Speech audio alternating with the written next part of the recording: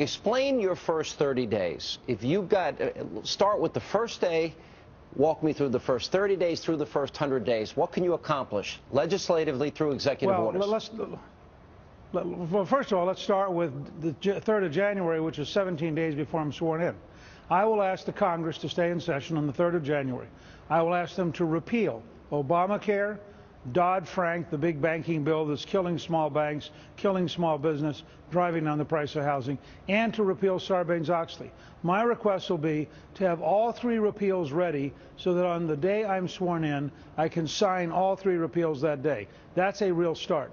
I will then, on the very first day, have an entire series of executive orders, all of which will be published by the 1st of October, so everybody will know it's coming. Executive order number 1, abolish all of the White House czars as of that moment. An executive order reinstating Ronald Reagan's Mexico City policy, no taxpayer funding for abortion overseas, period, none. An executive order reinstating George W. Bush's conscience clause, no religious group, no doctor, no pharmacist, no nurse, no hospital could be forced to do something against their religion. Executive order number 4, the State Department will open the embassy in Jerusalem in recognition of Israel's legitimate right to name its own capital. So you go down a series of those things. As I said, we've added the Keystone Pipeline. We'll have a whole series of those things. My goal is not the first 30 days, Sean. My goal is at the end of the first day that I'm in office, we will have repealed about 40% of Obama's government and have things rolling towards creating jobs, solving the housing crisis, starting to move towards a balanced budget, starting to implement the 10th Amendment, where Governor Perry has agreed that he will head up a 10th Amendment enforcement project. There are a whole series of these kind of steps that we want to take immediately. What will you need the legislature to do? What will you need Congress and the Senate to do? Well, this has to be a team campaign because, as I did with Ronald Reagan in 1980 when I chaired the Capitol Steps event, which brought all the candidates together, and as we did in 1994, as you'll remember, when we had 350 congressional candidates come together to all be on the same ticket. I tell every audience in Florida, for example, we have to replace Senator Bill Nelson with a conservative.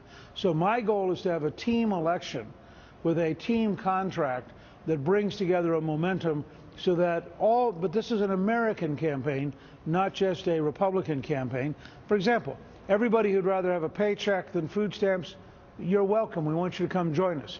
Everybody who believes in the Declaration of Independence rather than Saul Alinsky's radicalism, you're welcome. Please come join us. Everybody who wants to have a strong America in a dangerous world rather than weakness and appeasement, you're welcome. Come join us. So we'd like to have a big legislative majority going into January of 2013. The way to do that is to run a campaign based on big ideas that draw people together. We are 5 days away from fundamentally transforming the United States of America.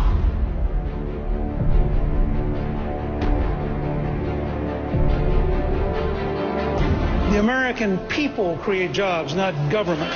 Would you reappoint Ben Bernanke? I would fire him tomorrow. I think the Fed should be audited.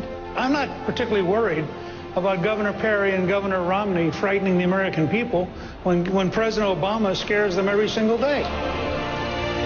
When I was Speaker, we added 11 million jobs in a bipartisan effort, including welfare reform, the largest capital gain tax cut in history. We balanced the budget for 4 straight years. How would the country feel today at 4.2% unemployment? That's my credential. I'm going to outline a 21st century contract with America. It's going to be far bolder, far deeper, far more profound than what we did in 1994 or what I helped Jack Kemp and Ronald Reagan do in 1980. I am very much in favor of school choice. My personal preference would be to have a Pell Grant for K through 12 so that every parent could pick with their child any school they wanted to send them to.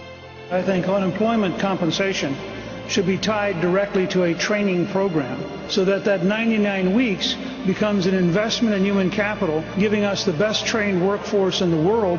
But I believe it is fundamentally wrong to give people money for 99 weeks for doing nothing. The Congress this year, this next week, ought to repeal the Dodd-Frank bill. They ought to repeal the Sarbanes-Oxley bill. They ought to start creating jobs right now, because for those 14 million Americans, this is a depression now. Well, I'm frankly not interested in your effort to get Republicans fighting each other. I, for one, and I hope all of my friends up here, are going to repudiate every effort of the news media to get Republicans to fight each other to protect Barack Obama, who deserves to be defeated, and all of us are committed as a team. Whoever the nominee is, we are all for defeating Barack Obama.